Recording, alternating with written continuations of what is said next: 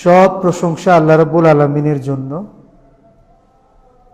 যিনি আমাদের জীবনে অসংখ্য নিয়ামত দান করেছেন এবং আজকেও তার ঘরে সালাতুল জুমআ আদায় করবার জন্য আসার তৌফিক দান করেছেন। এতটুকু সুস্থ রেখেছেন যে যতটুকু সুস্থ থাকলে তার ডাকে সাড়া দেওয়া যায়, অনেকের পক্ষে এতটুকু সম্ভব হয় না।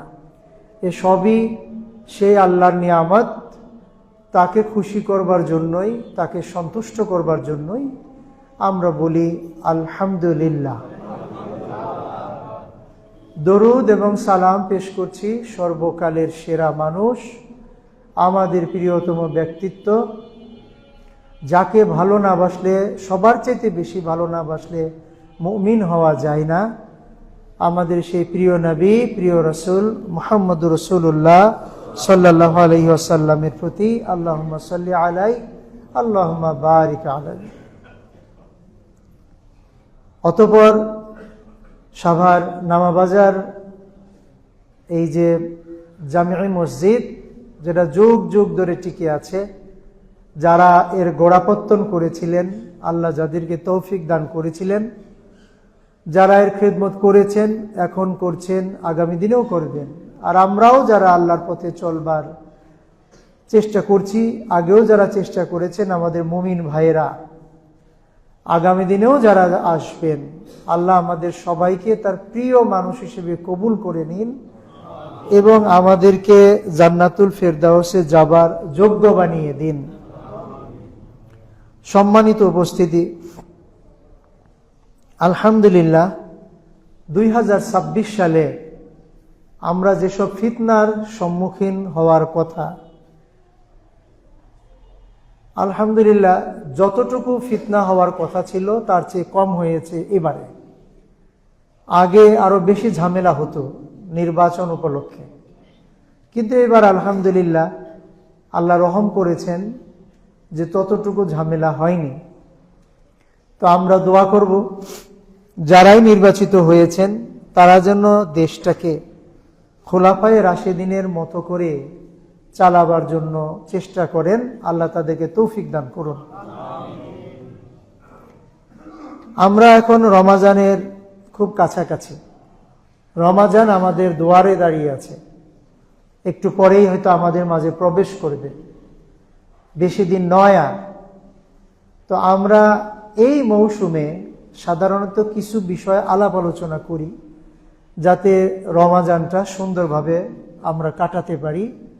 আল্লাহ রাব্বুল আলামিন যে উদ্দেশ্যে রমাজান আমাদের কাছে পাঠান, সেই উদ্দেশ্য যেন আমরা সফল করতে পারি, আমাদের জীবনটা সুন্দর করতে পারি, তার জন্য কিছু প্রস্তুতিমূলক কথাবার্তা রমাজান আগের জুমাগুলোতে আমরা সাধারণত শুনে থাকি বা বলে থাকি। আল্লাহ রাব্বুল আলামিন রমাজানের ফরজ হওয়ার ঘোষণা যে আয়াতে দিয়েছেন, সেই আয়াতটা মোটামুটি আপনাদের মুখস্থ আছে। আমি সেই আয়াতের কিছু কথা আর যে ফিতনাগুলো আমাদের রমাজানটাকে নষ্ট করে দিতে পারে সেই কথাগুলো আজকে বলবার নিয়ত করেছি। আল্লাহ তৌফিক দান করুন, আমিন। সূরাতুল বাকারা আল কোরআনের সবচেয়ে বড় সূরা। হুকুম আহকামের বেশিরভাগ দেখা যায় এই সূরার মধ্যেই রয়ে গেছে। আল্লাহ রাব্বুল আলামিন সেই সূরায় আমাদের ডাক দিয়ে বলছেন, ইয়া আইয়ুহাল্লাযীনা আমানু। ইয়া বলে ডাক দেওয়া হয়, এটা আমাদের দেশেও আমরা অনেক সময় ব্যবহার করি, আরবি ভাষা থেকে এসেছে। আল্লাযীনা, যারা, আমানু, ঈমান এনেছ, যারা ঈমান এনেছ তারা শোনো, আল্লাহ তাদেরকে ডাক দিচ্ছেন। কুতিবা আলাইকুম, কুতিবা আলাইকুমুস সিয়াম। কাতাবা, কাতেব, এই শব্দগুলো আপনারা হয়তো জানেন। কুতিবা মানে লিখে দেওয়া হয়েছে, ফরজ করে লিখে দেওয়া হয়েছে, এটা একেবারে ডকুমেন্টেড করা হয়েছে, এটা বাধ্যতামূলক করা হয়েছে। সিয়াম, আমরা যেন সাওম পালন করি। কাজে এটা থেকে পালাবার, এটাকে অবহেলা করবার, এটাকে এড়িয়ে যাবার, গাফলতি করবার কোনো সুযোগ নেই। আল্লাহ এটা একদম লিখে দিয়েছেন, আমাদের পালন করতেই হবে।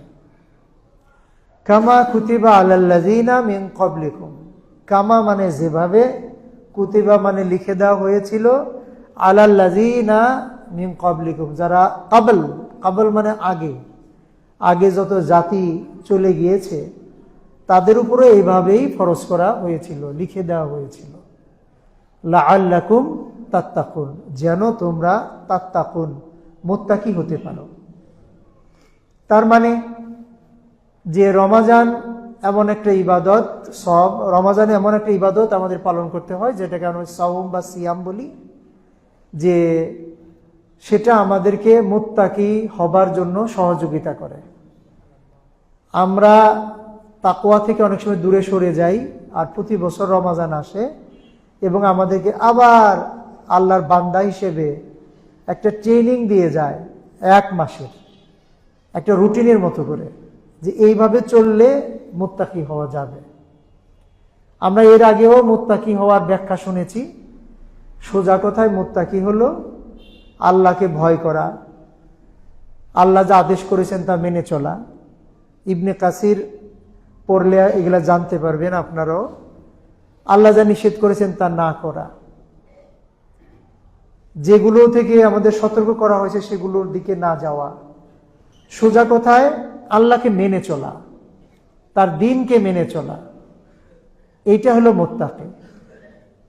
এবং উবাই ইবনে কাব রাদিয়াল্লাহু আনহু তার একটা উদাহরণ দিয়েছেন এভাবে। ওমর রাদিয়াল্লাহু আনহু তাকে একবার জিজ্ঞেস করলেন, তাকওয়া কি, আপনি কি একটু বলবেন? কারণ উনি ছিলেন কোরআনের বড় রকমের পণ্ডিত ব্যক্তি, কোরআন সম্পর্কে যথেষ্ট জ্ঞান তার ছিল। তিনি প্রশ্নের উত্তর না দিয়ে পাল্টা প্রশ্ন করলেন, আপনি কি এমন পথ দিয়ে কখনো গিয়েছেন যে পথের 2 পাশে কাঁটাওয়ালা গাছ আছে? বলল, হ্যাঁ গিয়েছি। কিভাবে গিয়েছেন? কাপড় চোপড়গুলো টেনে টুনে গিয়েছি, চাপিয়ে গিয়েছি যাতে ছিঁড়ে না যায়। বলল, এইটার নামই তো তাকওয়া।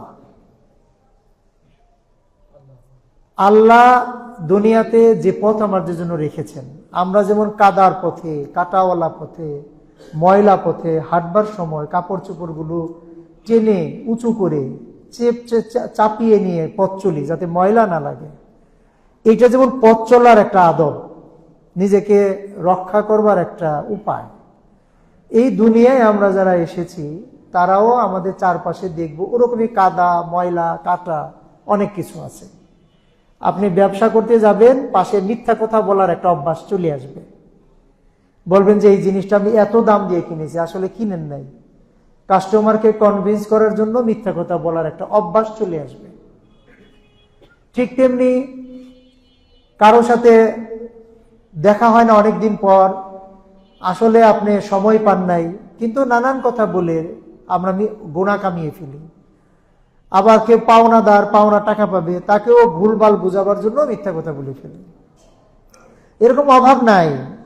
আমাদের চারপাশে কাঁটাওয়ালা গাছ যেগুলো আমরা দেখি না, এরকম গুনার নানান রকম উপায় কিন্তু আমাদের চারপাশে আছে। মুমিন বা মুত্তাকি হলো ওই ব্যক্তি যিনি হলেন সতর্ক, কোনটা গুনাহ হবে তার ধারে কাছেও যাব না, আর যেটা নেকি হবে সেই দিকে আমি দৌড়ে যাব। এইটা হলো মূল ভাব। এবং এই সাওমের মাধ্যমে আমরা কত কষ্ট করি, পানি পিপাসা লাগে, ক্ষুধা লাগে, কেউ দেখে না তারপরেও খাই না, শুধু আল্লাহকে ভয় করার জন্য। তো এই রকম মানুষ আমরা, তারাই হবে আল্লাহর সত্যিকারের মুত্তাকি। কিন্তু যদি এমনটি হয় সাওমও পালন করি, আবার সাওম চলে গেলে অন্য কাজ করি, তাহলে আর মুত্তাকি হওয়া হয়েছি বলে এটা প্রমাণ হয় না। মনে হয় যে 1 মাস বোধহয় আমি কেন যে থাকলাম, কেন যে এরকম থাকলাম এটাই বুঝতে পারি না, আর 1 মাস পরে আমি আবার অন্যরকম হয়ে গেলাম। এই জন্য আমাদের প্রবাসী ভাইয়েরা তাদের একজন কোরিয়ান বন্ধুর গল্প বলে আমাদের কাছে। গল্পটা এরকম যে রোজার মাসে তাকে বলছে কিছু খাও, বলে না খাবো না। কেন খাবা না? রোজা রেখেছি। তো তাতে কি হয়? রোজা হতে খাওয়া যাবে না? বলে না, খাওয়া যাবে না, আল্লাহ দেখবে। কেউ দেখে না, কিন্তু আল্লাহ দেখবে। তো তোমরা এত পরহেজগার, তাহলে তো বোধহয় তোমাদের দেশে কোনো মামলা মোকদ্দমা হয় না, কোনো খুন খারাপি হয় না, কোনো অপরাধী হওয়ার কথা না। যারা নাকি অদেখা আল্লাহর ভয়তে এত কষ্ট করো, তাহলে তো তোমার দেশে কোনো পাপই মনে হয় সম্ভব হয় না, সেইভাবে মনে পথ চলো। কিন্তু আসলে কি আমরা তাই চলি? আমাদের দুরবস্থা কি পর্যায়ে এসে ঠেকেছে, আমাদের দুরবস্থা কি পর্যায়ে এসে ঠেকেছে যে আমরা ইবাদতও করি কিন্তু আবার পাপও করি। সম্মানিত উপস্থিতি, তাকওয়ার এই ভাব হলো মানসিক অবস্থার নাম, কিন্তু এর সাথে আবার কিছু কাজ জড়িত আছে, যেটা আপনারা কোরআন মাজিদ খুললেই প্রথমেই পেয়ে যান। সূরা ফাতিহা পড়বার পরে সূরা বাকারা যখন শুরু করেন তখনই পেয়ে যান আউযু বিল্লাহি মিনাশ শাইতানির রাজিম, আলিফ লাম মিম যালিকাল কিতাবু লা রাইবা ফি হুদাল লিল মুত্তাকিন। আলিফ লাম মিম, এটার অর্থ জানার দরকার নাই, কারণ এটা রাসূল সাল্লাল্লাহু আলাইহি ওয়াসাল্লাম বলেন নাই। এর পেছনে ঘোরারও দরকার নাই, সন্দেহ করারও দরকার নাই, শুধু ঈমান আনলে হবে এটা আল্লাহর কালাম। এটা হলো এমন কিতাব যেটা হুদাল লিল মুত্তাকিন, এটা যারা মুত্তাকি হবে তাদের জন্য গাইড। তারা কি করবে কি করবে না, কিভাবে করবে, সবকিছু এই কোরআনে বলা আছে। তাহলে দুনিয়ার মানুষের জন্য এটা গাইড না? হ্যাঁ, সেটাও আল্লাহ বলছেন হুদাল লিন নাস ওয়া বাইয়িনাতিন মিনাল হুদা ওয়াল ফুরকান। এই কোরআন সব মানুষের জন্য হেদায়েত, এবং হেদায়েতের বর্ণনাও এটা। এটা সত্য মিথ্যা ভালো মন্দ এই দুইটাই আলাদা করে দেখিয়ে, পার্থক্য করে দেখিয়ে দিয়েছে। সবার জন্য কোরআন উপকারী, কিন্তু এখানে আবার হুদাল লিল মুত্তাকিন কেন? কারণ হলো সবার জন্য কোরআন আসলেও, সবাইকে হেদায়েত দেবার জন্য আসলেও সবার পক্ষে এই যোগ্যতা নাই যে এটাকে মেনে চলবে। এটাকে মেনে চলার জন্য একটা যোগ্যতা লাগবে, সেই যোগ্যতার নাম হলো মুত্তাকি। ইসলামী আইন মূলত একটু দুর্বল আইন। কেন দুর্বল আইন? এটা আমার কথা না, যারা ল করেন তারা বলেছেন। দুর্বল আইন হলো এই দৃষ্টিতে, যদি ইমানদার না হয় তাহলে এই আইন দিয়ে আটকানো যায় না, শয়তান মানুষ এর ফাঁক দিয়ে বেরোয় যায়। কিন্তু মুমিন যারা, মুত্তাকি যারা, তারা কিন্তু ধরা দেয়। রাসূলুল্লাহ সাল্লাল্লাহু আলাইহি সাল্লামের যুগে যে মহিলা এসে আল্লাহ রাসূল সাল্লাল্লাহু আলাইহি ওয়াসাল্লামের কাছে বলল, আমাকে পানিশমেন্ট দেন, আমি তো অপরাধ করেছি, জিনা করেছি। যদি মুমিন না হতো তাহলে ওই মহিলাকে এসে ধরা দিত না। কাজে কোরআন থেকে যদি ফায়দা নিতে হয় তার জন্য একটা যোগ্যতা লাগবে। পেট যদি খারাপ হয়, ডায়রিয়া হয়, তাহলে আর কি পোলাও কুরমা খাওয়ানো সম্ভব হবে? তাকে তো স্যালাইন আর চিরা এগুলা খাইতে হবে। কোরআনের হেদায়েত নেওয়ার মতো একটা মানসিক যোগ্যতা লাগবে। সেই যোগ্যতাটা কি? সূরা বাকারায় আল্লাহ রাব্বুল আলামিন কি সুন্দর করে বলেছেন, মুত্তাকি হবে তারা আল্লাযীনা ইউমিনুনা বিল গায়ব। গায়েব, যা দেখি না, আল্লাহকে দেখতে পাচ্ছি না, জান্নাত জাহান্নাম দেখতে পাই না, হাসর হবে দেখতে পাই না, শুধু শুনেছি তাতেই ঈমান এনেছি। এটা হলো প্রথম কোয়ালিটি, এটা হলো ফার্স্ট কোয়ালিটি, যে আমরা কিছুই দেখি নাই, শুধু আল্লাহ বলেছেন, রাসূল সাল্লাল্লাহু আলাইহি ওয়াসাল্লাম জানিয়েছেন, তাতেই বললাম, বিশ্বাস করলাম। এইটা হলো প্রথম। এইটা যার মনে একটু দোটানা আছে, দোদুল্যমান আছে, সে কিন্তু গায়েবের প্রতি ঈমান নাই। ওয়া ইউকিমুনাস সালাহ, যারা সালাত কায়েম করবে, ঈমান আছে সালাত পড়বে না, এটা অসম্ভব কথা। বৃক্ষ থাকবে, সুস্থ বৃক্ষ, সুস্থ গাছ, আবার ফল ধরবে না, এটা কেমন কথা? কিছু তো একটা হবে, কিন্তু আমার ঈমান আছে সালাত পড়বো না, এটা অসম্ভব কথা। কাজে যারা সালাত পড়ে না তারা যদি নিজেদেরকে মুমিন ভাবে, এটা অসম্ভব কথা। তারা কিভাবে মুমিন হবে? এজন্য দ্বিতীয় কোয়ালিটি হলো তারা সালাত কায়েম করবে, নিজে পড়বে, পরিবারকে পড়াবে, সমাজে পড়াবে, সমাজের সালাতের ব্যবস্থা রাখবে, টাইম মতো পড়বে, নিয়ম মতো পড়বে। এটা হলো দ্বিতীয় গুণ। কাজে মুত্তাকি হতে চাই তো আমরা সাওম রেখে রমজান মাসে, কিন্তু ইমানদারও হলাম না, সালাতও কায়েম করব না, তাহলে তো মুত্তাকি হতে পারবো না। তাহলে রোজা থাকার পরও দেখা যাবে তাকওয়া আমাদের ভেতরে ঢুকতেছে না, ব্যবস্থা আছে কিন্তু ঢুকতেছে না। এটা হলো ক্লাসের ওই ছাত্রের মতো। টিচার যত ভালোই হোক, যত সুন্দর করেই পড়াক, ছাত্র যদি মনোযোগ না দেয় তাহলে তার ব্রেনে পড়া ঢোকাবে কিভাবে? এটা একটা অসম্ভব ব্যাপার, কোনোভাবেই সম্ভব না। ওয়ামিম্মা রাযাকনাহুম ইউনফিকুন, আল্লাহ তাদেরকে যে রিজিক দিয়েছেন সেটা থেকে ইউনফিকুন মানে ব্যয় করে, যাকাত দেয়, সাদাকা দেয়, এমনি দান করে, নানান ভাবে মানুষকে সাহায্য করে, শুধু যাকাত না, যেভাবে পারে খালি দান খয়রাত করে। আল্লাহ দিয়েছেন এই জন্য দান করে। তাহলে দাতা হতে হবে, কৃপণ মানুষ হলে চলবে না, বখিল মানুষ হলে চলবে না। মানুষের বিপদ দেখব, পকেটে টাকাও আছে আর আমি দান করব না, এটা হবে না। এই গুণটা অর্জন করতে হবে। এই তিনটা গুণ, এখানে আরো দুইটা গুণ দেওয়া আছে, যে এই যে কোরআন নাজিল করা হয়েছে, রাসূলকে আল্লাহ বলছেন যা উনজিলা, উনজিলা মানে নাজিল করা হয়েছে, ইলাইক তোমার প্রতি যে কোরআন নাজিল করা হয়েছে এটাকে তারা বিশ্বাস করে। এটা যা আছে তা মানতে হবে, এটা মানলে কল্যাণ হবে, এটা মানলে আল্লাহ খুশি হবেন, এই জন্য এটাকে জীবনে বাস্তবায়ন করতে হবে, হুকুম আহকাম মানতে হবে, এটা বিশ্বাস করে। শুধু তাই না, ওমা উনজিলা মিন ক্বাবলিক, তোমার আগে আরো যত নবী রাসূল এসেছে তাদের কাছে যত কিতাব আছে সেগুলোও বিশ্বাস করে, সেগুলো মিথ্যা মনে করে না। এই যে তাওরাত, ইনজিল, জাবুর এসেছিল সেগুলো মিথ্যা নয়, সেগুলোও সত্যই ছিল, এটাও বিশ্বাস করে।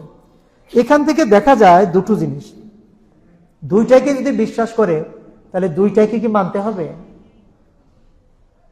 এর জবাব হচ্ছে দুইটাকে মানতে হবে না, মানতে হবে শুধু কোরআনকে। তো আগের গুলাকে মানবো না কেন? মানি তো, আগের গুলার সামারি এই কোরআনে দিয়ে দেওয়া আছে।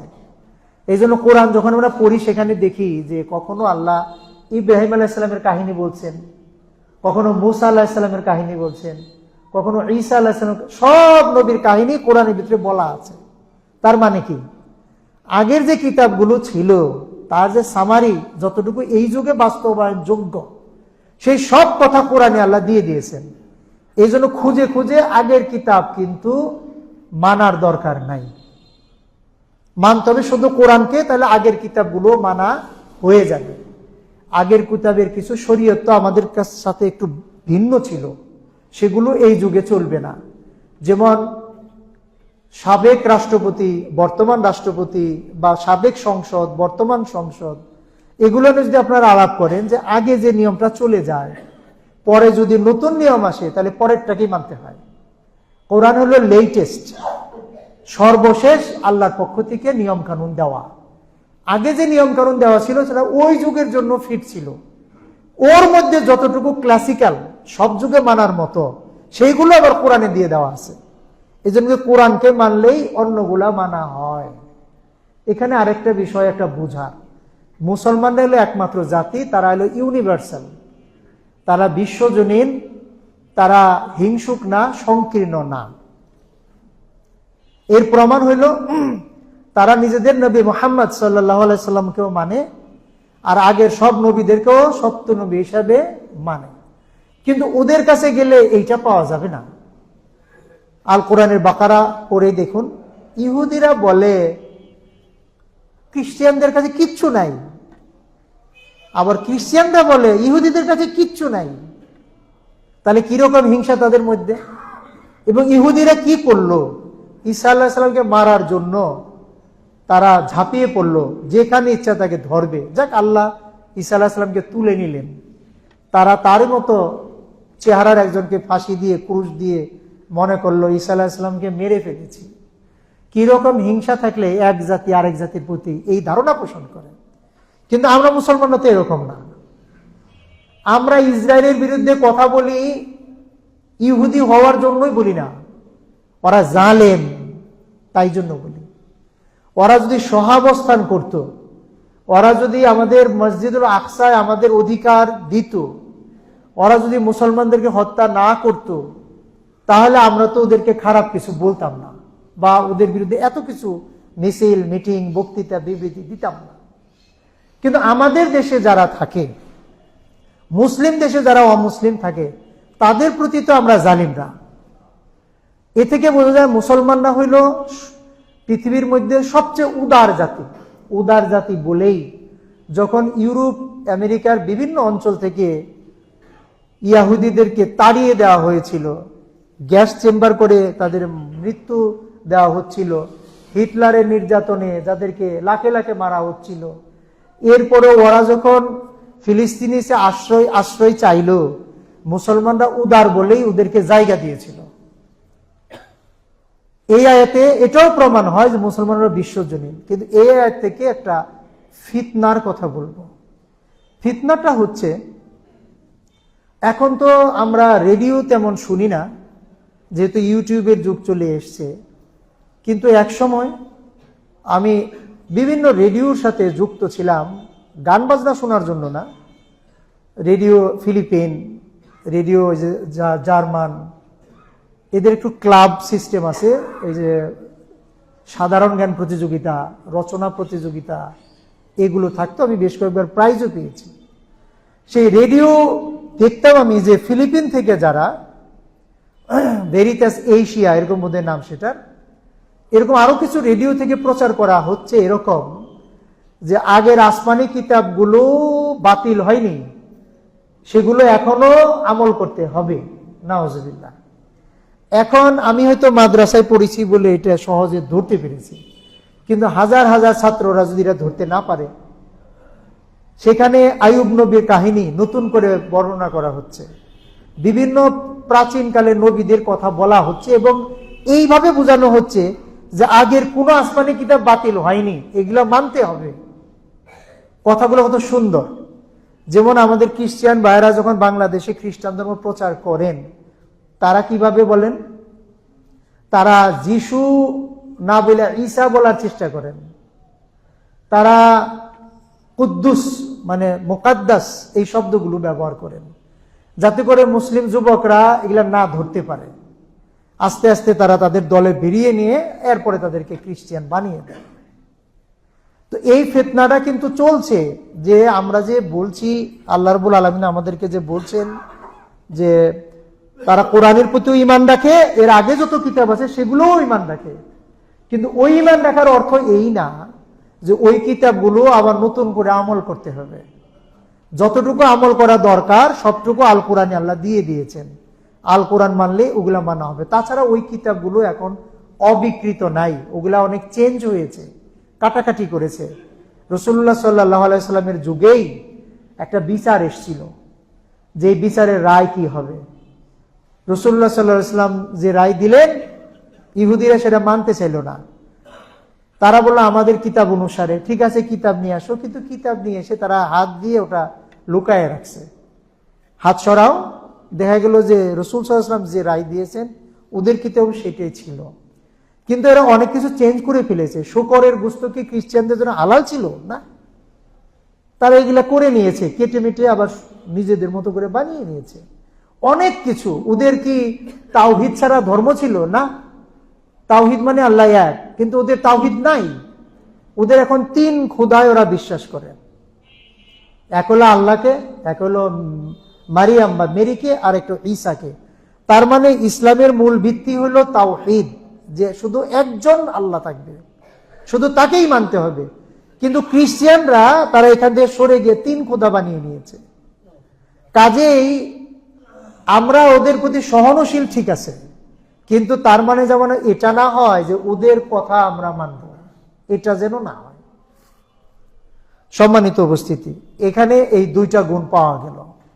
অবিল আখিরাতে হুম ইউকিনুন, আর সেটা সবচেয়ে বড় একটা গুণ থাকতে হবে আমাদের, যে আখিরাতের প্রতি আমাদের ইয়াকিন থাকবে, ঈমানটা শক্ত ঈমান থাকবে। আখিরাত হবেই হবে, তো হবেই হবে যখন, তাহলে আমার আমলগুলা ওরকমই বানাইতে হবে। এখন আখিরাতে বিশ্বাস করি আর পাপ কাজ করতে থাকি, তার মানে আমার আখিরাতের প্রতি ইয়াকিন আছে, এটা বোঝা গেল কিভাবে? এটা বোঝা যায় না। সাধারণত রাস্তায় যখন ট্রাফিক জ্যাম লাগে, আমি সবাই জ্যামে আটকা পড়ে অপেক্ষা করি, তখন কি আমরা এরকম করি কিসের ট্রাফিক জ্যাম, আমি চলেই যাব, এরকম তো করি না। তখন এমন বিশ্বাস করি যে গেলে লাভ হবে না, এই জন্য আমরা সামনে যাই না। তো আমরা যদি আখিরাতকেই এমন দৃঢ়ভাবে বিশ্বাস করি, ইয়াকিন করি, তাহলে আমরা অপরাধ করব কিভাবে? আমরা সালাত ত্যাগ করব কিভাবে? সম্ভব না তো। আমরা জানি সালাত আদায় না করলে তো মুসলমানের খাতায় ইনাম থাকবে না। আমরা একজনের হক নষ্ট করব কিভাবে? সম্ভব না এটা। আমরা একজনকে গালিগালাজ দেব কিভাবে? এটাও সম্ভব না। কারণ আমরা যার প্রতি জুলুম করব সেই হব আখিরাতে সবচেয়ে বড় মিসকিন, সবচেয়ে বড় মিসকিন। রাসূলুল্লাহ সাল্লাল্লাহু আলাইহি ওয়াসাল্লাম সাহাবীদের জিজ্ঞেস করেছেন সবচেয়ে বেশি গরিব মিসকিন কে? অনেকেই অনেক কথা বলেছেন দুনিয়ার স্টাইলে, যার টাকা নাই পয়সা নাই এই সেই, কিন্তু সবচেয়ে বড় মিসকিন আসলে কি হবে? ওই ব্যক্তি সবচেয়ে বড় মিসকিন হবে রাসূলুল্লাহ সাল্লাল্লাহু আলাইহি ওয়াসাল্লামের ভাষ্য অনুসারে, যে কিয়ামতের দিন অনেক সওয়াব নিয়ে হাজির হবে, সওয়াবের অভাব নাই, পাহাড়ের মতো স্তূপ তার সওয়াব, কিন্তু জান্নাতে যাওয়ার আশা করতেছে সে। একটু পরে একজন এসে বলবে ও আমাকে এই জুলুম করেছে, আমি এর পানিশমেন্ট চাই। তো পানিশমেন্ট কি হবে? তার গুনাহ একে দিয়ে এর নেকি তাকে দেওয়া হবে। এইভাবে আরেকজন এসে বলবো ও আমার প্রতি এই অত্যাচার করেছে, ও আমার এই হক নষ্ট করেছে, ও আমাকে এই কষ্ট দিয়েছে। এইভাবে সবার হিসাব মিটাইতে মিটাইতে দেখা যাবে এই লোকের সওয়াবের পাহাড় শেষ, বরং যেগুলো গুনাহ উল্টা জমা হয়েছে সেগুলো আবার আরেক পাহাড় হয়ে গেছে। তাহলে এর চেয়ে গরিব আর কি আছে? কোটি কোটি টাকা যদি কারো থাকে আর শেষে মাসে হিসাব করে দেখা যায় যে তার টাকা তো নাই, ওটা কোটি কোটি ঋণ হয়ে আছে, তাহলে এই ধনীর কি দাম আছে? সে তো আরো বেশি আঘাত পাবে মনে, যে তাহলে গেল কোথায় আমার টাকা? কিয়ামতের দিনও হবে যে আমার সব গেল কোথায়, সব শেষ, উল্টে আমি জাহান্নামী হয়ে গেলাম। তো আল্লাহ রাব্বুল আলামিন এই জন্য আখিরাতের কথাটা ইউকিনুন, ইয়াকিন থাকবে। আখিরাত হলো আমাদের একটা ইনজার, একটা ওয়ার্নিং, যেটা প্রত্যেকদিন মনে রাখতে হয়, আর ওটা মনে রাখার কারণে খারাপ কাজগুলো থেকে দূরে থাকতে হয়। আল্লাহ রাব্বুল আলামিন তাদের জন্য আবার সার্টিফিকেটও দিয়েছেন, উলাইকা আলা হুদাম মির রাব্বিহিম ওয়া উলাইকা হুমুল মুফলিহুন। এই লোকেরা তাদের রবের কাছ থেকে যে হেদায়েত এসেছে সেই হেদায়েতের উপর এরা কায়েম আছে, এটা সার্টিফিকেট দেওয়া হলো।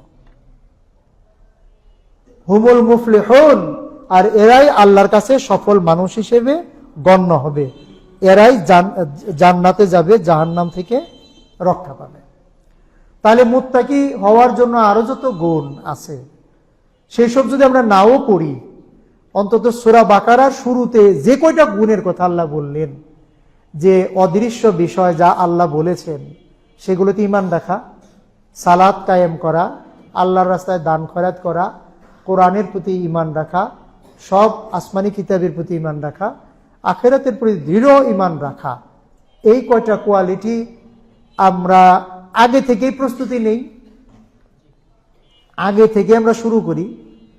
শুরু করার জন্য অতিরিক্ত কাজও আছে, কিছু পড়াশোনা করতে হবে। পড়াশোনা কয়েক রকম আছে। এই যে আমার হাতে একটা পত্রিকা দেখছেন, সাপ্তাহিক আরাফাত, এরকম বাংলাদেশে অনেকগুলা পত্রিকা কিন্তু বের হয়। আমি যদি বই এত ঘাইটা না পড়তে পারি, তাহলে এরকম পত্রিকা পড়বো, ইসলামী পত্রিকা পড়বো, সেখানে একসাথে সব পাওয়া যায়, একসাথে সব মাসালা পাওয়া যায়, একসাথে বিষয়ভিত্তিক আলোচনা পাওয়া যায়, সেগুলো পড়বো, পড়ে আমার জ্ঞান সমৃদ্ধি হবে। জ্ঞান ছাড়া কি ঈমান হয়? ফা'লাম আন্নাহু লা ইলাহা ইল্লাল্লাহ, আল্লাহ বলেছেন আগে জানো যে আল্লাহ ছাড়া কোনো ইলাহা নাই। তার মানে আল্লাহ যে না, আল্লাহ ছাড়া কোনো ইলাহা নাই, এইটা আগে জানতে হবে। আমরা এই যে কোয়ালিটি গুলো জানলাম মুত্তাকি হবার, প্রত্যেকটা বিষয় সম্পর্কে জানতে হবে। অদৃশ্য বিষয় কি কি আছে, সালাত কিভাবে কায়েম করতে হয়, সালাতের পদ্ধতি কি, তারপরে আমাদের দান খয়রাত কিভাবে করতে হয়, কি রকম নিয়ত রাখতে হয়, তারপরে কোরআন সম্পর্কে না জানলে ঈমান রাখবো কি করে, আখিরাতে কি কি হবে সেগুলো জানতে হবে। যদি না জানি তাহলে ঈমান বাড়বে কিভাবে? আন্দাজে তোর ঈমান বাড়বে না, জানতে হবে জিনিসটা। জানার জন্য অনেক মিডিয়া আছে এখন, ইমাম সাহেব আছে, এইসব পত্রিকা আছে, আল কোরআনের হাদিসের অনুবাদ আছে। প্রতিদিন 10টা মিনিট আল্লাহর ওয়াস্তে যদি আমরা এখানে দেই, সকালে ওঠা মোবাইলটা ওপেন না করে আগে এগুলো একটু 10 মিনিট পড়ি, মোবাইল পরে ধরলেও চলবে, কি এমন জরুরি এত কল ধরার, একটু পরেই ধরি, 10টা মিনিট এগুলো পড়ে নিই, তাহলে দেখবেন যে ঈমানটা চাঙ্গা, একবারে টান টান শক্ত হবে, দৃঢ় হবে, এবং তখন আল্লাহর প্রতি মহব্বত, ভালোবাসা, শ্রদ্ধা, ভয় সবকিছু জমা হবে। আল্লাহ আমাদের তৌফিক দান করুন। রমাজানের মূল জিনিসটা আগে বললাম, যাতে করে এই কদিনে আমরা প্র্যাকটিস করতে পারি সবাই, আল্লাহ তৌফিক দিন। এবং রোজা রাখার সময়, সাওম রাখার সময় যেন মাথায় এটা থাকে যে আমি কিন্তু মুত্তাকি হবার জন্যই সাওমটা পালন করতেছি। এই সাওমের উদ্দেশ্য হলো আমি যেন আল্লাহর কাছে মুত্তাকি মানুষ হিসেবে গণ্য হই, এই কাজটা করা। সম্মানিত ভাইরা, রমাজানের জন্য, এই সাওম পালনের জন্য সবচেয়ে জরুরি কি জিনিস? এখানে আবু হুরায়রা রাদিয়াল্লাহু আনহু একটা হাদিস বলেছেন, ইয়াকুল, তিনি বলছেন, ক্বালা রাসূলুল্লাহ সাল্লাল্লাহু আলাইহি ওয়াসাল্লাম, আমি রাসূলুল্লাহ সাল্লাল্লাহু আলাইহি ওয়াসাল্লামকে যে বলতে শুনেছি একটা কথা। তিনি বলেছেন, ইযা, মানে যখন, কানা রমাদান, রমাজান যখন হয়, হাজির হয়, রমাজান মাস যখন আসে, ফুতিহাত আবওয়াবুর রাহমা, ফুতিহাত মানে খুলে দেওয়া হয়, ইফতাহ খুলে দেওয়া হয়। আবওয়াব মানে বাব, বাবের বহুবচন আবওয়াব মানে দরজা। এই মসজিদে যেমন ধরেন 4টা দরজা আছে, যত দরজা আছে রহমতের সব দরজা আল্লাহ খুলে দেন, সুবহানাল্লাহ। এই রহমতের দরজার আরেক নাম দেওয়া আছে আবওয়াবুস সামা, আকাশের দরজা, আবওয়াবুল জান্নাহ, জান্নাতের দরজা। যত দরজা আছে, আমি আপনি তো দরজা দেখতে পাচ্ছি না, এটা ঠিকই, আমাদের চোখের পাওয়ার এত দূর নাই যে ওই আসমান পর্যন্ত যাবে, কিন্তু দরজা আছে, এগুলো খুলে দেওয়া হয়। তো দরজা খুলে দিলে কি হয়? যদি এখানে একটা আতরের দোকান থাকে, সেটার দরজা যখন খুলে রাস্তা বাইরেও চলে আসে সেই ঘ্রাণ, মানুষ যখন হেঁটে যায় বোঝা যায়। আবার যদি হোটেল থাকে তার পাশ দিয়ে গেলেও বোঝা যায় দরজায় কি ঘ্রাণ আসছে। তাহলে জান্নাতের আর রহমতের দরজা দিয়ে কি আসে? রহমত আসে, শান্তি আসে, স্বস্তি আসে। আরেকটা আল্লাহ ব্যবস্থা করেন যে ওয়াগুল্লিকাত আবওয়াবু জাহান্নাম, আবওয়াব মানে দরজাগুলো, জাহান্নামের দরজাগুলো গুল্লিকাত বন্ধ করে দেন। এখানে যদি একটা আতরের দোকান থাকে, পাশে যদি একটা গোশতের দোকানও থাকে, তাহলে দুইটার ঘ্রান্ত মিক্সচার হয়ে নাকে ঢুকবে, কোনোটা ভালো লাগবে, কোনোটা খারাপ লাগবে। কিন্তু যদি গোশতের দোকান বন্ধ থাকে, হোটেলের দোকান বন্ধ থাকে, শুধু আতরেরটাই খোলা থাকে, তাহলে না বোঝা যাবে যে ঘ্রাণে ভরে গেছে এলাকা। আল্লাহ রাব্বুল আলামিন কতই মেহেরবান যে শুধু জান্নাতের দরজা খুলে দিয়ে শেষ না, জাহান্নামেরটা আবার বন্ধ করে দেন। ওখানকার কু হাওয়া, বদ হাওয়া, অশান্তি, এগুলা যেন আবার দুনিয়ায় না আসে। সুবহানাল্লাহ, কত বড় মেহেরবান, একবারে সবগুলা পজিটিভ করে দেন তিনি। শুধু তাই না, ওয়াসুলসিলাতি শায়াতিন, শয়তান, একজনকে বলে শয়তান, আর শায়াতিন মানে সব শয়তান, এটা বহু বচন। শয়তান হলো আরবি শব্দ, কিন্তু বাংলা ভাষায় যখন শব্দটা ঢুকেছে, আকারটা তার জায়গা পরিবর্তন করে ফেলেছে। হওয়ার দরকার শয়তান, আমরা বলি শয়তান, আকারটা দিয়ে দিছি আমরা তকে, আকারটা ছিল তালিব বসের সাথে, চেঞ্জ হয়ে গেছে। সে যাই হোক, যত শয়তান আছে, পাতি নেতা, চেলা চামুন্ডা, মুরিদ, ভক্ত, শয়তানের আরো ছোট ছোট যত শয়তান আছে, সব শয়তানগুলোকে আল্লাহ শৃঙ্খল দিয়ে বেঁধে দেন। ওদের যে স্বাধীনতা থাকে কাজ করার, মানুষকে ফুসলানোর, মানুষকে কুমন্ত্রণা দেওয়ার, কুবুদ্ধি দেওয়ার, এইটা যাতে আগের 11 মাসের মতো ফ্রিলি করতে না পারে, সেই জন্য ওদেরকে আল্লাহ সীমাবদ্ধ করে দেন, শৃঙ্খলিত করে দেন, বেঁধে ফেলেন। সুবহানাল্লাহ, দেখেন তো আল্লাহ কত পজিটিভলি আমাদের হেল্প করেন। রহমতের দরজা খুলে দেন, আর খারাপ যারা যারা করে, যে ঘর থেকে খারাপই আসে, সব বন্ধ করে দেন। তাতে বোঝা যায় কি? বোঝা যায় এই জন্যই বোধহয় রমাজান ইবাদত করার জন্য আমাদের মনটা অটোমেটিক চলে আসে, যে জীবনেও নামাজ পড়ে না 11 মাসে, কিন্তু বাঁকা চাঁদ আল হিলাল পশ্চিম আকাশে দেখে রোজার সে মসজিদে চলে আসে। এটা এমনি এমনি হয়, কিন্তু বকে ঝোঁকে পিটিয়েও টানতে পারিনি, কিন্তু আসে কেন? এর মধ্যে একটা অদৃশ্য মেকানিজম আছে, যেটা আল্লাহ রাব্বুল আলামিন আমাদের জন্য করে দেন। আচ্ছা, আল্লাহ তো এতটুকু করে দিলেন, তো আমাদের কিছু করার নাই? আমরা কিছু করব না? নাকি আমাদের দোকানে গান বাজতে থাকবে? নাকি আমরা বকাবকি করতেই থাকবো? নাকি আমরা ছেলে মেয়ের প্রতি উদাসীন থাকবো? নাকি ছেলে মেয়ে বা বউ বেটিকে বলো খালি রান্না করবা, মজা মজা আমরা শুধু খাবো, তাদেরকে নামাজের জন্য কোনো সময় দেব না, কোরআন তেলাওয়াতের কোনো সময় দেব না, তাদেরকে আলাদা করে একটু সময় দেবেন, ঠিক আছে এই সময়টুকু তোমার কোনো কাজ নাই, আমার পানির গ্লাস আমি ভরে খাবো, তোমার পানি ভরে দিতে হবে না, তোমার চা বানিয়ে দিতে হবে না, তুমি একটু ইবাদতে মন দাও তো, সামনে রমজান মাস আসছে, রমজান মাসে আপনার অধীনে যারা চাকরি বাকরি করে তাদেরকে এইভাবে রেডি করা দরকার, তাদের কাজ কমিয়ে দেওয়া দরকার, বাড়ির লোকদের কাজ কমিয়ে দেওয়া দরকার। তো এইভাবে আমরাও তো একটা পরিবেশ তৈরি করতে পারি। আল্লাহ যদি এতটা এগিয়ে আসেন, আমাদের বান্দাদের কি একটু দায়িত্ববোধ নাই যে আমরা একটু পরিবেশ তৈরিতে একটু এগিয়ে আসি, আমরাও মানুষকে উদ্বুদ্ধ করি, একটু উৎসাহ দেই, এই কাজগুলো করতে হবে। এই হাদিসটা বলার উদ্দেশ্য হলো এইটা যে আল্লাহ যেমন তার দয়া দিয়ে আমাদেরকে এটা করেন, আমরাও যেন একটা কিছু করি, তাহলে আমাদের পরিবেশটা ইসলামী পরিবেশ হবে। আরেকটা হাদিস বলছি যেটা রমজান মাসে আপনাদেরকে খুব বিভ্রান্তিতে ফেলে দিবে, আমাদেরকে চিন্তায় ফেলে দেবে যে সাওম কি সৌদি আরবের সাথে শুরু করব নাকি বাংলাদেশের সাথে শুরু করব। যারা সৌদি আরব থেকে দেশে এসছেন তারা তো এক অবস্থায় আছেন, যারা সৌদি আরব গিয়েছেন তারাও এক অবস্থায় আছেন, আর যারা বাংলাদেশে আছি তারা টেনশনে আছি যে আমাদের সাওম কবুল হবে, লাইলাতুল কদর পাবো নাকি সৌদি আরব আগে শেষ হয়ে যাবে, আমরা আর পাবো না। এই যে টেনশন, এই টেনশন থেকে বাঁচার জন্য রাসূলুল্লাহ সাল্লাল্লাহু আলাইহি ওয়াসাল্লাম একটা হাদিস বলেছেন,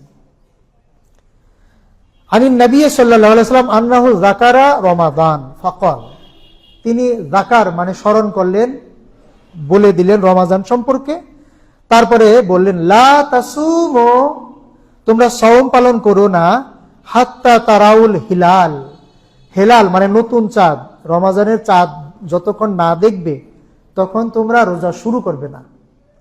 শাবান মাস 29 না 30 একটা সন্দেহ থাকে, থাকুক সন্দেহ, কিন্তু চাঁদ না দেখে আমরা কেউ রোজা থাকবো না। এইটা হলো ক্লাসিক রুল সারা দুনিয়ার জন্য, হাত্তাল কিয়ামা, কিয়ামত পর্যন্ত। ওয়ালা তুফতিরু হাত্তা তারাউহু, আর তোমরা ইফতার করবে না, এখানে ইফতার বলতে ঈদ উল ফিতরের যে ঈদ, ঈদ করবা না মানে রোজা শেষ করবা না, সাওমের মাস শেষ করবা না যতক্ষণ না আবার আরেকটা চাঁদ দেখো। সেটা কোন চাঁদ? ঈদের চাঁদ, শাওয়াল মাসের চাঁদ, তার মানে নতুন চাঁদ। একটা দেখে রোজা শুরু করব আর একটা দেখে ঈদ করব, এই হলো নিয়ম। ফাইন উগমিয়া আলাইকুম ফাকদিরু লাহু, আরো বলেছেন আচ্ছা যদি আকাশে মেঘ থাকে তাহলে তো দেখতে পাবে না, 29 দিন ওয়েট করছো, 29 তারিখে দেখতে পাচ্ছ না, তাহলে কি করতে হবে? 30 দিন গনে পূরণ করে শুরু করো, টেনশনের কিছু নাই। চাঁদ হয়তো আকাশে উঠেই গেছে কিন্তু মেঘের কারণে দেখতে পাও নাই, কোনো সমস্যা নেই, 30টা দিন পূর্ণ করো, তারপরে থেকে কাজ শুরু করো। তার মানে শাবানের 30 দিন পূরণ করে যদি মেঘ থাকে না দেখতে পাই, রোজা শুরু করব। আবার ঈদের চাঁদ যদি না দেখতে পাই মেঘের কারণে, তাহলে 30টা রোজা পূরণ করব। আল্লাহ রাসূল সাল্লাল্লাহু আলাইহি ওয়াসাল্লাম বলতে পারতেন তো যে নতুন নতুন যন্ত্র আবিষ্কার করো, এরপরে একেবারে মেঘ ভেদ করে উপরে গিয়ে দেখে আসো, কিন্তু একটা ন্যাচারাল জেনারেল একটা রুল দিয়েছেন সবার জন্য, কোনো টেনশন করা লাগবে না। তাতে বোঝা যায় এই মাসালাটা হলো ফ্লেক্সিবল, মাসালাটা টাইট না যে একেবারে ওই তারিখে রোজা শুরু করতে হবে। মেঘের জন্য না দেখতে পারলে একদিন পরে, তবে তাই বলে 31 তারিখে না, 30 হলো চাঁদের নিয়ম, হলো 30 দিনই লাস্ট, তারপরে আর ওয়েট করা যাবে না। কিন্তু আমরা যে টেনশন করি, হায় হায় সৌদি আরবে শুরু করলো না, অস্ট্রেলিয়ায় শুরু করলো না, কিসে শুরু করলো, এই যে ঝামেলা মনের মধ্যে ওয়াসওয়াসা তৈরি করে দেয়, ওয়াসওয়াসা মনের মধ্যে একটা সন্দেহ তৈরি করে দেয়। অথচ আল্লাহ রাসূল সাল্লাল্লাহু আলাইহি ওয়াসাল্লাম কিন্তু এইটা ক্লিয়ার করে দিয়েছেন। শুধু কি তাই,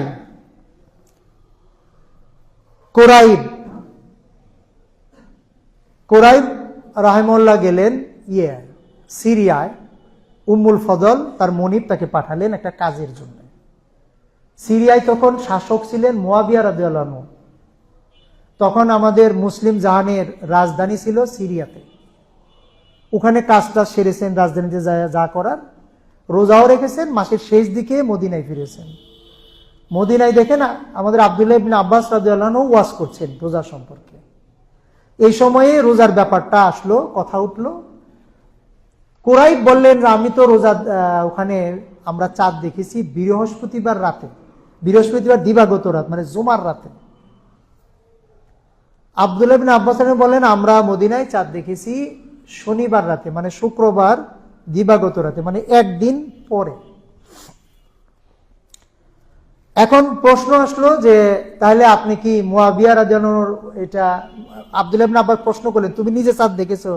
বলে আমি দেখেছি, কত মানুষ দেখেছে, মুয়াবিয়াও দেখেছে, সবাই রোজা রেখেছে, আমিও রেখেছি।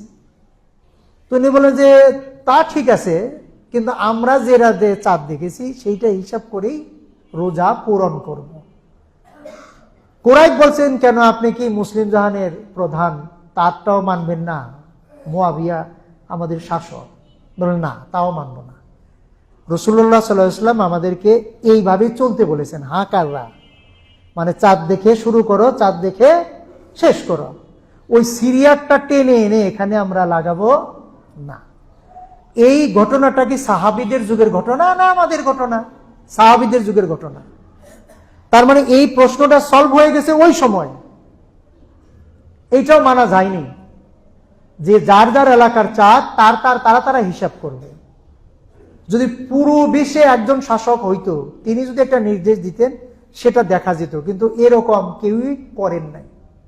কারণ সব শাসকই এটা পরে বুঝতে পেরেছেন ভৌগোলিক কারণে চাঁদ কিন্তু একসাথে সব জায়গায় উঠে না। এই জন্য এই এত বছর পর্যন্ত, 1400 বলেন তার চেয়ে বেশি বলেন, কোন মুসলিম শাসক সারা মুসলিম বিশ্বে একদিনে ঈদ করা, একদিনে সাওম পালনের কোন ডিক্রি, কোন আদেশ জারি করেন নাই। খেয়াল করে দেখুন। এমনকি সৌদি আরবও তার রাষ্ট্রদূতদেরকে যে ঈদ করতে বলে, রোজা শুরু করতে বলে, যে দেশে থাকে ওই দেশ অনুসারে। এমন না যে তুমি সৌদি নাগরিক, সৌদির সাথে শুরু করো। আমি যে সৌদি আরবে থাকলাম, এই বিষয়টা নিয়ে অনেক আলাপ আলোচনা, প্রশ্ন করেছি। তবে একটা বিষয়ে আর একটা অবাক লেগেছে, সৌদি আরবের আগেও কোনো কোনো দেশে চাঁদ উঠে, সেনেগাল বা ওইদিকে বা দক্ষিণ আমেরিকায়। কিন্তু দেখলাম সৌদি আরব এগুলা কোনো পাত্তাই দিত না। ওই মিশরে উঠলো না আলজেরিয়ায় উঠলো, কোনো পাত্তা দেয় না। তারা তাদের দেশে যেদিন চাঁদ দেখেছে সেদিনই সাওম শুরু করেছে। অন্য দেশ আগে উঠেছে, এইটা কোনো দামই নাই তাদের কাছে। তো যেখানে ইসলামের লালন ভূমি, তারা যে আমলটা হাদিস অনুসারে করে, তো আমাদের দেশে অনেক ভালো মানুষও কেন যেন এটা নিয়ে তর্ক করে, আমাদের সাথে বিবাদ করে, আপনারা ঠিক নাই, আপনারা বেঠিক। কেন? আমরা তো হাদিস অনুসারে যা বুঝি, হাদিসে রাসূলুল্লাহ সাল্লাল্লাহু আলাইহি ওয়াসাল্লামের আদেশটাও বুঝলাম, তার সাহাবীদের আমলটাও দেখলাম, আবার রাসূলুল্লাহ সাল্লাল্লাহু আলাইহি ওয়াসাল্লামের দেশ সৌদি আরবের আমলটাও নিজের চোখে দেখেছি। আর কি প্রমাণ লাগবে? এটা নিয়ে টেনশন কেন? টাইম নিয়ে টেনশন করা ঠিক নয়। কেন ঠিক নয়? আল্লাহর কাছে টাইম একটা, আর ভৌগোলিক কারণে আমাদের টাইম ভিন্ন ভিন্ন। চিটাগাং আর দিনাজপুরের টাইমই তো এক থাকে না, এটা হলো ভিন্ন ভিন্ন। আল্লাহ তার নিজের টাইম অনুসারেই হিসাব করবেন। মিরাজে যে রাসূলুল্লাহ সাল্লাল্লাহু আলাইহি ওয়াসাল্লাম গেলেন, মক্কা থেকে ওই বাইতুল আকসায় যাইতেই তো মাসখানেক সময় লাগে। তাইলে এই স্বল্প সময়ে কিভাবে গেলেন? সময়কে আল্লাহ কিভাবে হিসাব করেছেন? আমরা কিভাবে আমাদের পূর্বপুরুষরা কিভাবে ঘুমিয়েছিল সে সময়? এটা গেলে এক কাহিনী। দ্বিতীয় কাহিনী, সাওম তো আসে বছরে একটা মাসে, এইটা নিয়ে খুব পেরেশান। ঈদও আসে বছরে 2 বার, কিন্তু কোন জিনিস প্রত্যেক দিন আসে সে হাদিস আপনারা জানেন। প্রত্যেক দিন শেষ রাতে আল্লাহ রাব্বুল আলামিন ডাকতে থাকেন, কে আছো অভাবী, কে আছো অসুস্থ, আমার কাছে চাও, সুস্থতা চাও। তো এইটা আরো বেশি গুরুত্বপূর্ণ না যে আল্লাহ নিজে প্রত্যেক রাতে এসে ডাকেন? এটা প্রতিদিনের জরুরি কাজ, প্রতিদিনের গুরুত্বপূর্ণ ঘটনা পৃথিবীর মানুষের জন্য। এখন যদি প্রশ্ন করি আল্লাহ যে শেষ রাতে আসেন, সেটা কি সৌদি আরবের শেষ রাতে না বাংলাদেশের শেষ রাতে? তখন কি করবেন? তখন কি হিসাব করবেন? এই জন্য টাইমের হিসাব আল্লাহর কাছে একরকম, আমাদের কাছে ভিন্ন ভিন্ন হয়। আল্লাহর কাছে শেষ রাতে হিসাব আল্লাহ ভালো জানেন কেমনে কেমনে কিভাবে তার কাছে হিসাব। তো এই ধরনের গন্ডগোল লাগানোর কোনো বিষয় না। আরো একটা এরকম আছে প্রতিদিনের রিপোর্ট, ফেরেশতারা 2 বার পৃথিবীতে আসেন, ফজর ওয়াক্তে আর আসর ওয়াক্তে। আয়েশা দেখেন যে কে কে নামাজ পড়ছে, আর এতক্ষণ যে থাকলেন তারা ফজর থেকে আসর বা আসর থেকে ফজর, এই সময় কে কি কাজ করলো এই রিপোর্টগুলো তারা নেন, নিয়ে চলে যান। তো আসর ওয়াক্তে যে ফেরেশতা চলে গেলেন বা ফজর ওয়াক্তে যে ফেরেশতা আসলেন, তারা কোন দেশের আসর আর ফজর অনুসারে রিপোর্ট জমা দেন? যদি সৌদি আরবের সময় দেন তাহলে তো আমরা তো এটা পাবো না রিপোর্ট। ক্রিটিক্যাল কথা বললে আমরাও বলতে পারি, কিন্তু ইসলামটা এরকম ক্রিটিক্যাল না। ইসলামটা হলো সাদামাটা, সহজ সরল, জনসাধারণের উপযুক্ত। রাসূলুল্লাহ সাল্লাল্লাহু আলাইহি ওয়াসাল্লামের সময় ইফতারের সময় এক সাহাবী খালি গাছে উঠতেছে এই সূর্য ডুবছে কিনা, আর রাসূল সাল্লাল্লাহু আলাইহি ওয়াসাল্লাম, এই নামো ছাতুগুলো, তাও সে গাছে ওঠে, নামো ছাতুগুলো। নামায় বলছে, তুমি কি দেখতেছো? সূর্য ডুবছে। তোমার কাছে যখন প্রমাণ মনে হবে যে এখন সূর্য ডুবে গেছে, ইফতার করবা। ওই গাছে উঠে দেখতে হবে? তা আমরা তো তাহলে প্লেন দিয়ে উপরে গিয়ে দেখে আসবো সূর্য ডুবছে কি ডুবছে না। এইরকম মানুষকে সমস্যায় ফেলা ঠিক না। এই ধরনের উদ্ভট, আমার কাছে মনে হয় এই ধরনের চিন্তা করে যারা মুসলিম বিশ্বে একটা গন্ডগোল লাগায়, এটা খুবই খারাপ কাজ। ডক্টর শমশের আলী, আমি তখন সৌদি আরবে, একটা হিসাব দিলেন তার বাহিনী নিয়ে, যে সৌদি আরবে চাঁদ উঠবে এই তারিখে, বাংলাদেশে চাঁদ উঠবে এই তারিখে। আচ্ছা, সৌদি আরবে মেঘের কারণে চাঁদ দেখা যায় না, পরের দিন চাঁদ উঠছে। বাংলাদেশে তো সেদিন মেঘ ছিল না, তো বাংলাদেশে চাঁদ তিনি দেখতে পান নাই কেন? কেন তিনি দেখতে পেলেন না? বাংলাদেশ তো রেডি থাকার কথা। ওকে, আমরা শুরু করি, আমাদের অ্যাস্ট্রোনমিক্যাল যে ক্যালেন্ডার আছে সেই অনুসারে আমরা শুরু করি, করলেন না কেন? তো এইভাবে মানুষকে বিপদে আপদে ফেলা ঠিক না। সাওম আমরা স্বাভাবিকভাবে যা দেখব সেইটা আমল করব। তাহলে এই একটা বড় ফিতনার কথা আমরা আলাপ করলাম। এই ফিতনা থেকে মনটাকে পরিষ্কার করুন। লাইলাতুল কদর কবে হবে চিন্তা আপনি নিয়ে, ইন্নামাল আমালু বিন্নিয়াত, এই হাদিসটা ছোট হাদিস না। ইন্নামা, যত কিছু আছে সব আমল নিয়তের উপরে নির্ভরশীল। আমি নিয়ত করে আল্লাহর কাছে লাইলাতুল কদর খুঁজবো, আপনি খুঁজবেন, সবাই খুঁজবে, আর ভাবছে হায় হায় গতকাল মনে হয় লাইলাতুল কদর চলে গেছে, আজকে জেগে লাভ কি? এই টেনশন কে ঢুকাই দেয়? কে ওয়াসওয়াসা ঢুকাই দেয়? আগে শয়তান ঢুকাইতো, এখন শয়তানের মুরিদরা ঢুকাই দেয় নাকি? তারা কি আমাদের মাথায় গেলে ঢুকায় আমাদের দুষ্টামি করে? এইভাবে চলবে না, এইভাবে চলবে না। এই ফিতনা থেকে নিজেদের মুক্ত করতে হবে। মনে রাখতে হবে, টাইম আমার হাতে না, টাইম আল্লাহর হাতে। সারা দুনিয়ার জন্য একই নিয়ম, আল্লাহ সেটা কবুল করবেন তার নিয়মে। এটা নিয়ে বান্দার পেরেশান হওয়ার এত দরকার নাই, এই স্বাভাবিক নিয়মে যেতে হবে। আরো একটা বড় ফিতনার কথা বলি, সূরা বাকারায় আছে সুম্মা আতিমুস সিয়াম ইলাল লাইল, তোমরা রোজাকে পূর্ণ করবা রাত পর্যন্ত। বাংলাদেশে একদল বের হয়েছে, তারা কোরআন মানে হাদিস মানে না। কথার অর্থটা হলো এরকম, হে রাসূল আপনাকে প্রচন্ড ভালোবাসি, কিন্তু আপনার একটা কথাও বিশ্বাস করি না। নাউজুবিল্লাহ, কথা তো তাই দাঁড়াইলো। হাদিস মাইনা মানে কি? হে রাসূল আপনাকে খুবই ভালোবাসি, কিন্তু আপনার একটা কথাও আমি মানি না, মানতে চাইও না, বিশ্বাসও করি না। এটা তো এই দলের লোক, তারা বানিয়েছে। আমি এটা নিজের চোখে যা দেখি তাই আপনার সামনে পেশ করি। আমি মুন্সিগঞ্জে গিয়েছিলাম, সেখানে আমরা একটা মাহফিলে আমরা ইফতার করলাম, কিন্তু যে ফ্যামিলি আমাদের দাওয়াত দিয়েছে সেই ফ্যামিলির লোকজন ইফতার করেনি। এটা আবার আমার চোখ এড়ায়নি যে এই লোক ইফতার করলো না কেন। পরে জানতে পারলাম তারা বলে সুম্মা আতিমুস সিয়াম ইলাল লাইল, রাত পর্যন্ত রোজা থাকতে হবে। এটা তো সন্ধ্যা, এটা তো রাত না। তাহলে আমি ইফতার করবো কেমনি? রাত আরো 12। ইহুদিরা যেরকম ওই এশার ওই দিকে গিয়া ইফতার করে, এরাও এই পথে হাঁটা শুরু করেছে। কুরআনে আয়াতের ব্যাখ্যা নিজের মতো করতে গিয়া ইহুদিদের মতো করে মানতেছে। নাউজুবিল্লাহ। রাসূলুল্লাহ সাল্লাল্লাহু আলাইহি ওয়াসাল্লাম তার সাহাবীরা আজ পর্যন্ত সবাই রাত ইলাল লাইল, ইলা মানে পর্যন্ত, রাতের যে বর্ডার হলো সন্ধ্যা, যখন অন্ধকার এগিয়ে আসে, আলো চলে যেতে থাকে, এইটা হলো বর্ডার রাতের। এই পর্যন্ত থাকতে হবে রোজা, এরপর ইফতার। কিন্তু তারা ব্যাখ্যাটা টেনে কি করলো, রাতের ঘোর অন্ধকার এসে যাবে তারপরে তারা ইফতার করবে, যেটা ইহুদিরা করে। এইটা কিন্তু যুব সমাজের মধ্যে ব্যাপকভাবে ছড়িয়ে দিবে তারা, যে তোমাদের রোজা হয় না, আল্লাহ বলছে রাত পর্যন্ত তোমরা করো, সন্ধ্যা পর্যন্ত। কিন্তু ওই পাগল বুঝে না ইলা অর্থ কি, আর রাসূলুল্লাহ সাল্লাল্লাহু আলাইহি ওয়াসাল্লাম এটাও অর্থ যা বলে গেছেন সেটাও সে মানে না। এরা হলো কাদিয়ানীদের লেটেস্ট ভার্সন। কাদিয়ানরা প্রকাশ্যেই বলে আমরা আখেরি নবীকে মানি না, আমরা তাকে নবী মানি কিন্তু আখেরি নবী মানি না। আর এরা হলো সেই মুসলমান যারা বলে আখেরি নবীকে জানি কিন্তু তার একটা হাদিসও মানি না। এখন বুঝেন এরা কতটা জিনিয়াস, ক্রিটিক্যাল, শয়তানি চক্রের মুরিদ। এই ফিতনা থেকে আমাদের ভাইদেরকে বাঁচাতে হবে। আল্লাহ আমাদেরকে রমাজানের আগে যে ফিতনাগুলো আমাদের সামনে আসবে, রমাজানের উদ্দেশ্য আমরা শুনলাম, যে ফিতনাগুলো আমাদের সামনে আসবে সেগুলোও শুনলাম।